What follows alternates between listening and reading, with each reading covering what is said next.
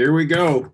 We're live on YouTube, and I'm going to share this over to the Facebook pages, and so that way people can see. Here we go. We're live. Oh man, on YouTube, and I'm going to share this over to the Facebook pages, and so that way people can see. Here we go. We're live. Oh man, on YouTube. And I'm going to share this over to the Facebook pages, and so that way people can see. Here we go. We're live on YouTube. And I'm going to share this over to the Facebook pages, and so that way people can see. Here we go. Okay. Hi, everyone. I hope you're doing well. I'm going to do a talk today on, it's going to be a short just lecture, just educating on what is a substance use disorder. You know, you hear the term addiction, you hear drug addict, you hear alcoholic, you hear all these different terms, but the medical term is substance use disorder. That is the medical term that's been used. The medical term has changed over the years. Substance use disorder came into play in the last, actually in DSM-5. That's the tool that clinicians use to make a medical diagnosis. Now, the term has changed. In fact, I think in the 50s, when alcoholism became a medically diagnosable condition, right? Prior to the 50s, if you had an issue with alcohol, you were sent to a mental hospital, right? They were like, well, we don't know what to do with them. So you were sent to a mental hospital. Crazy to think, I know, but that's what happened. But so way back in the 50s and 56, somewhere in there, the condition became a diagnosable medical condition. So it's been diagnosed as a medical condition for a very, very long time, but the term used to diagnose it has evolved and changed over time. And the term substance use disorder, which you will hear me use a lot, in fact, that's the term that I just use now. I don't use drug addict or alcoholic, or I even hesitate sometimes using the term addict or addiction. I want to use non-stigmatizing language. I'm doing trainings on that in the community. I talk about the history, which I'm going to talk a bit about today. The history of the drug war, how that's really fueled a lot of stigma in the arena of substance use disorders. And yeah, so today what I'm going to do is talk about what a substance use disorder is. And in a second, I'm going to pull up a slideshow to kind of go by. And I'll help you to understand what a substance use disorder is. And I'm almost there. I'm on my screen right now, pulling it up. So I'm going to share my screen here in a second, and we'll learn together. I always learn a little bit. I mean, I've done this lecture multiple times, but I want you, the general public, to fully understand what a substance use disorder actually is. I'm a person in long-term, a little bit about me. I sometimes forget to do this. My name is David Douglas, and I live in the metropolis of Ellensburg, Washington. We are literally, if you put your finger on the state of Washington and put it almost dead center in the state. In fact, we are dead center in the state of Washington. That's where we are. So we're in central Washington state. A lot of people think we're in eastern Washington, but we're in central Washington. Now, with that said, I live and work here. I've lived in Ellensburg for, 2021, it's going to be 20 years. Hard to believe. I moved to Ellensburg in April of 2001. I work in this field in the community mainly through advocacy efforts. I'm on our Kittitas County Mental Health and Recovery Board. I contract with the Kittitas County Health Network. I'm excited. I'm doing a lecture this month on the history of the drug war, which I'm going to do one of those on here. And I think I have a previous one on my YouTube page that you can see. So I'm a past substance use disorder professional, which it's called now. It previously was called a chemical dependency professional. That word's no longer used. Previously, years ago, it was a drug and alcohol counselor, right? So I'm a previous substance use disorder professional. I give lectures like these to community entities that want to learn more about this important area. I also give lectures at treatment centers to people in treatment for finding a path. I'm looking for my slippers because my feet are cold. Oh, there it is. For people in early recovery. So that's, yeah. And I'm working on initiatives in the area, creating a recovery community organization and some pretty exciting stuff that, inpatient treatment center, Kittitas County. How cool would that be? It's much needed. So there are some conversations going on in that arena.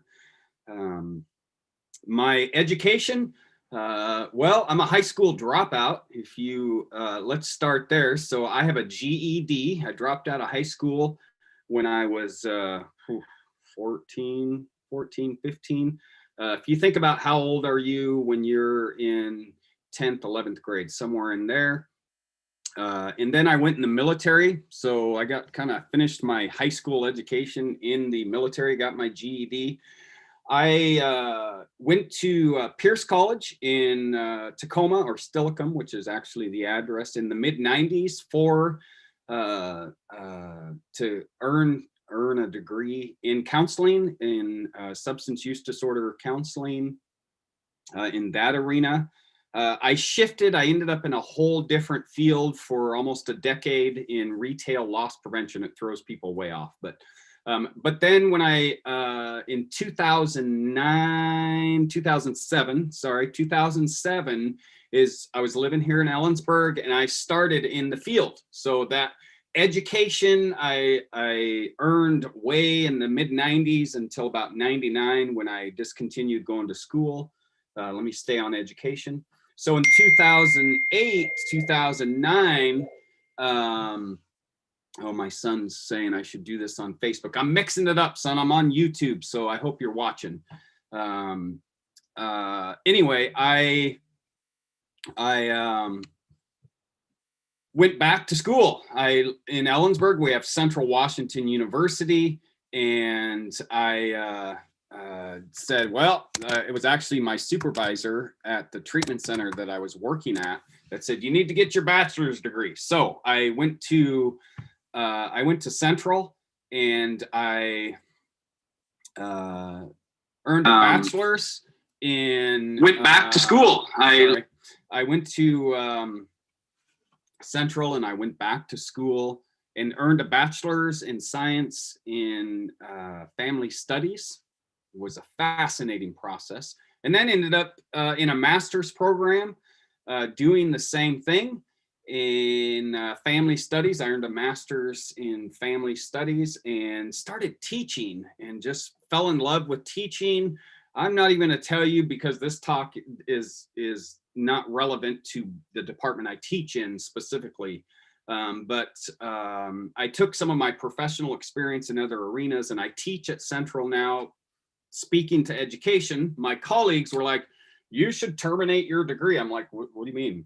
Kill my degree? No, terminating your degree is going all the way as far as you can. And so March of this year, I earned a Doctor of Education, EDD, in Educational Leadership and Management. And all of my research for both my master's and my doctoral degree is in this arena. It's where my eyes were opened wide about the multiple pathways to recovery, about the different ways that treatment can be given, about how it affects family in ways that I had no idea. So that's my education. I told you about my professional work. I own Communication Pathways here in Ellensburg, where I do some of the contract work through here. I own another business. It's in the event arena, completely different segment of my life. But now, education, profession. Personally, I'm a person in recovery from a substance use disorder. At 29 years old, I was literally on the streets of Tacoma, and I've been able to navigate from there to I'm 53 years old now, and I live an amazing life as a person in recovery. And the reason that I have everything I have in my life today is because of recovery supports. And I'll do another lecture where I'll talk about that. So that's a little bit about me. I'm going to share my screen now so I can do this lecture for you today and give you some info. That's my goal. I'm on break. I teach at Central full time. That's my day job, I say. And I am on break until the first part of January. So I want to do some of these lectures and get them out to the general public so that you can learn for yourself about substance use disorders, about pathways to recovery, about lowering the stigma. And this is really right here. This is how I'm going to lower the stigma by number one, remember this. This is a health condition. That's it. This is a health condition. Now, I say that to say this. It's not a criminal justice condition. It's not a criminal justice issue. It's been fueled by the drug war to become that, and that's sad. But this is a health condition, right? So substance use disorder, what is it? The objectives for this training is to describe the impact of substance use disorders, summarize some basic neurological pathways involved with the development of substance use disorders. Okay, you'll hear that this is described as a brain disease. There's some argument on that, and I won't discuss that in this training. I just want to go through the basic diagnosis of a substance use disorder, identify the various clinical presentations of patients with substance use disorder, and then talk about what you'll hear in this arena as the chronic disease process. Okay, so substance abuse and substance dependence are terminology of the DSM-4 and should not be used.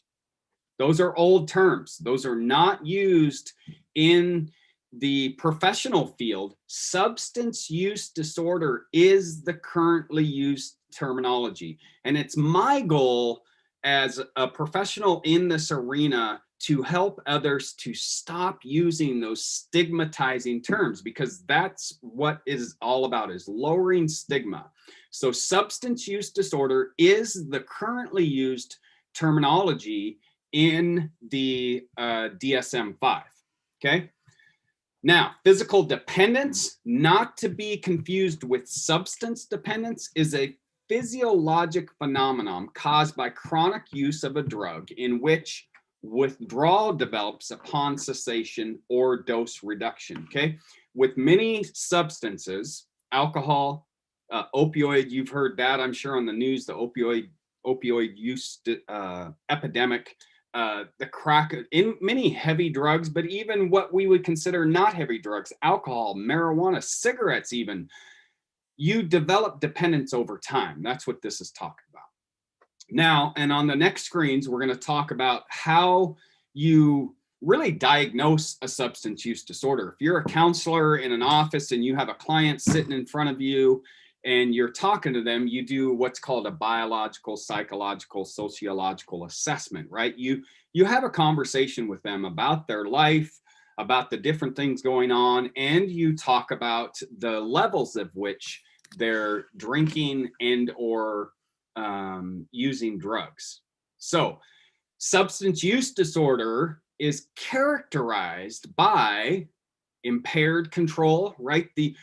At first, maybe I was able to control the amount I use, but now I find that I'm using more and more. Physical symptoms, okay? Tolerance and withdrawal. Wow, man, when I first started drinking, just one shot and a beer or two, and I was good. Now, over time, it's a case of beer and a half a gallon of whiskey, right? Wow, that's crazy. The tolerance and then the withdrawal, that's important too. And again, with the opioid use disorder, we now have, and it's a good thing, medication-assisted treatment to help people with the withdrawal. We have detox. You probably heard of detox. In this area, the closest detox is Yakima. So if someone needs to be medically managed to withdrawal, they'll go to a detox. Many treatment centers have are able to manage withdrawal within their facilities. So that's good. And then you have unhealthy levels of use and, of course, social impairment. Man, I used to hang out with my friends and they wanted to spend time with me, but now my friends don't want to hang out with me because when I drink and or use drugs, it gets out of control. Okay. So in the DSM-4, the criteria for substance abuse and substance dependence were separate, right?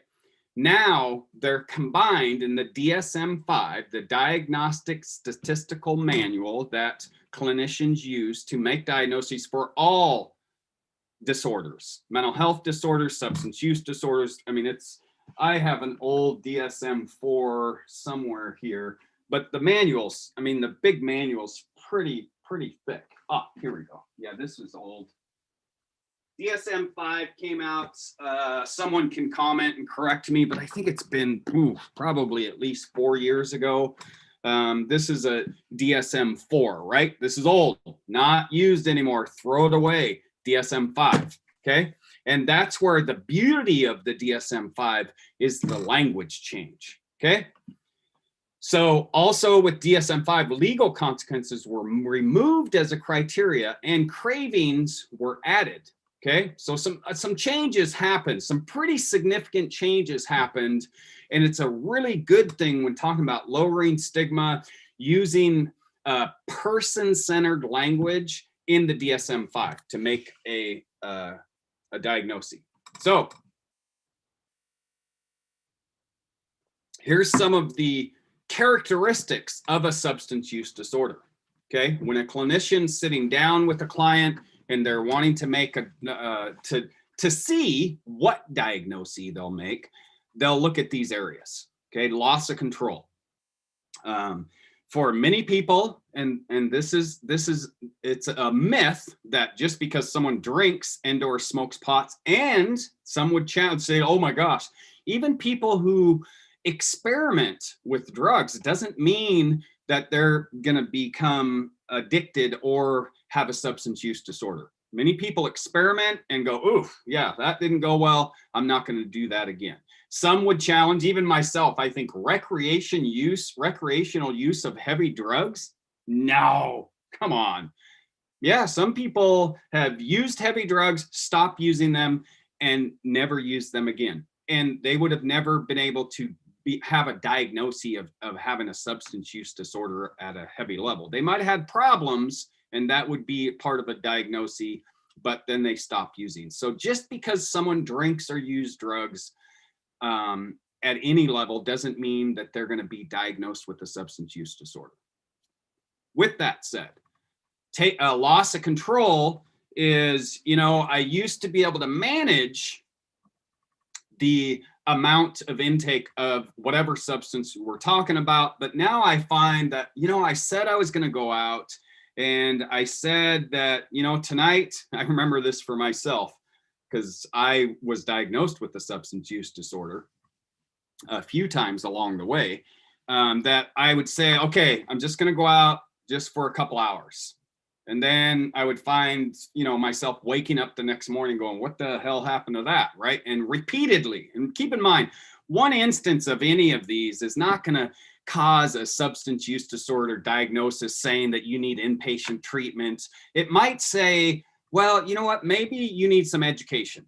Maybe you need a little bit of treatment. And treatment is a good thing, right? If you get quality care. It doesn't mean that if you get an assessment that it's going to happen. Some people are fearful of that. So that loss of control is really just what it says, is that you at one time were able to control right? Using your brain and your abilities to say no or stop at certain points, but then it went away, right? And there's varying levels of that. Taking larger amounts for longer than intended kind of goes with loss of control in some ways. It's you know, you said you were going to just get high. Marijuana is legal now, right? Still means that you can become dependent on marijuana. Same with alcohol. Alcohol, here's one for you.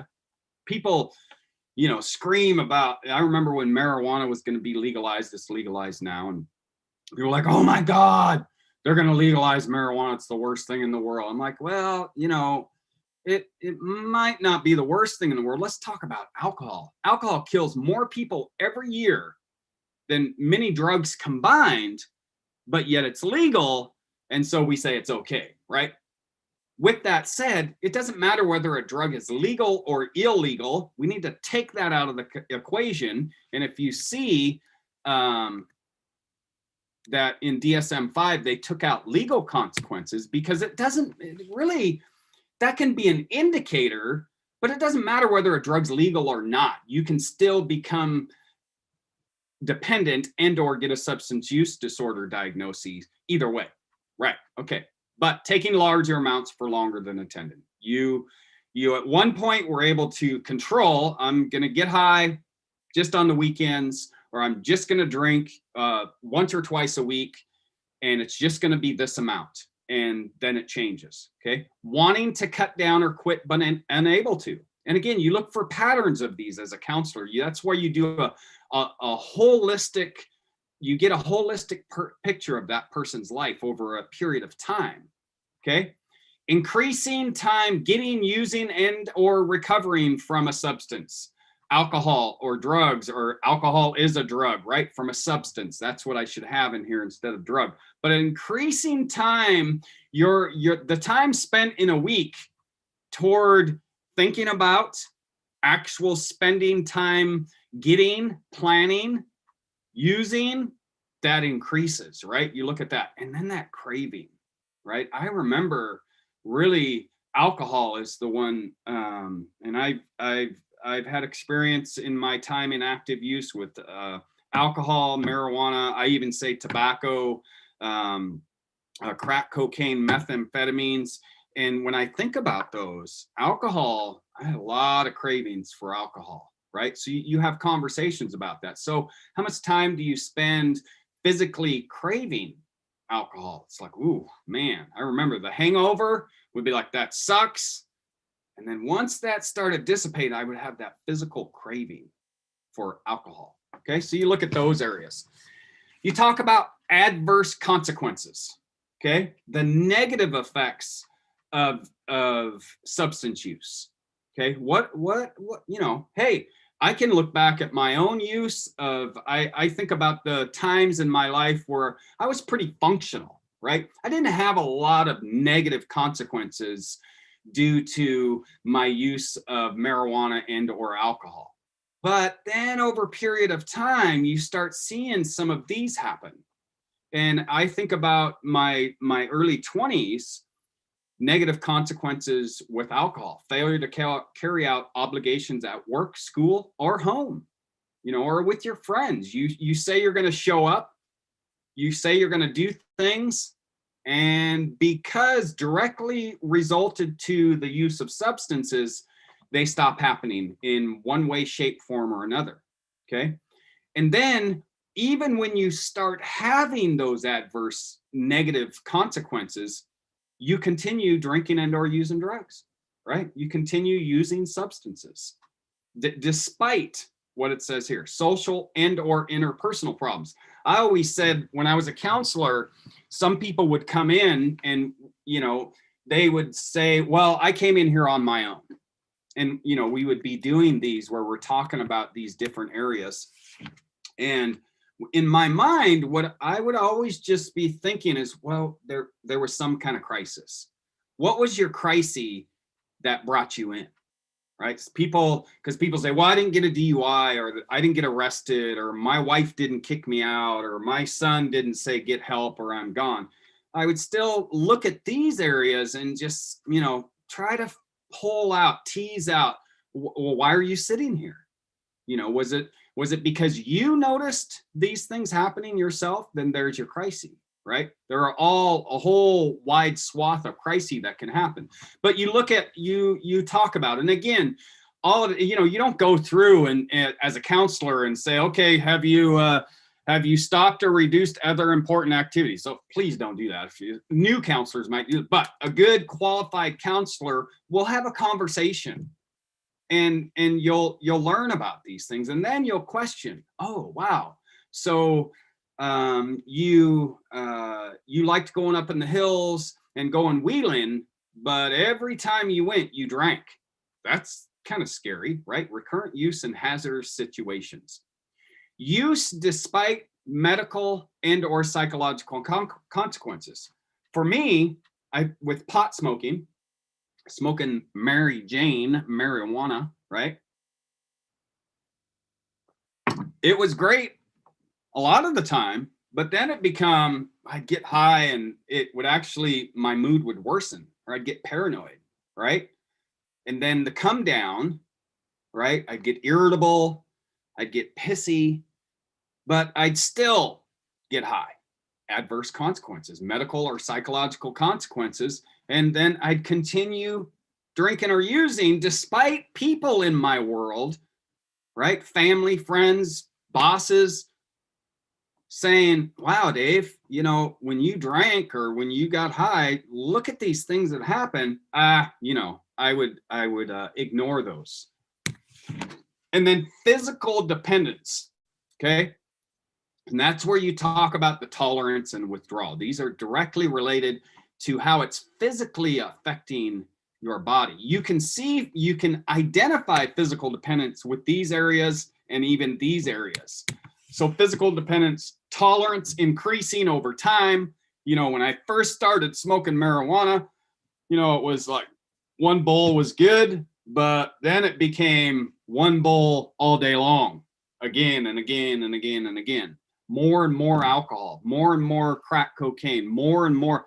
That physical dependence, the tolerance increases or kind of gets scary. You see this with alcohol. It actually less alcohol, and that's high. It's like, oh wow, your tolerance has really shifted. Okay. And then withdrawal.